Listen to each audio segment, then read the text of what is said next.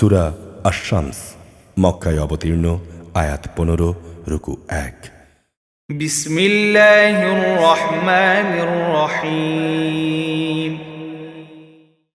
শপথ সূর্যের এবং তার রৌদ্রচ্ছটার, শপথ চাঁদের যখন সে তার পেছনে পেছনে আসে, শপথ দিনের যখন সে তাকে আলোকিত করে, শপথ রাতের যখন সে তাকে ঢেকে দেয়, শপথ আকাশের এবং যিনি তা নির্মাণ করেছেন তার, শপথ পৃথিবীর এবং যিনি একে বিছিয়ে দিয়েছেন তার, শপথ মানব প্রকৃতির এবং যিনি তার যথাযথ বিন্যাস স্থাপন করেছেন তার।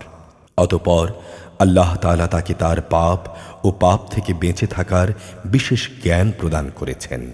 নিঃসন্দেহে মানুষের মধ্যে সেই সফল কাম যে পাপ থেকে দূরে থাকে তাকে পরিশুদ্ধ করেছে, আর যে ব্যক্তি পাপে নিমজ্জিত হয়ে তাকে কলুষিত করেছে সে ব্যর্থ হয়েছে। সামুদ জাতি তার অবাধ্যতার সাথে আল্লাহর নবীকে মিথ্যা প্রতিপন্ন করেছিল। যখন তাদের বড় নাফরমান ব্যক্তিটি ষড়যন্ত্রে মেতে উঠল, অতঃপর আল্লাহর নবী তাদের বলল, এ হচ্ছে আল্লাহর পাঠানো উটনি, আর এ হচ্ছে তার পানি পান করার জায়গা। কিন্তু তারা তাকে মিথ্যা প্রতিপন্ন করল। অতঃপর উটনিটিকে তারা নলি কেটে হত্যা করে ফেলল। তাদের এ নাফরমানির কারণে তাদের মালিক তাদের উপর বিপর্যয় নাজিল করলেন। অতঃপর তিনি তাদের নির্মূল করে দিলেন।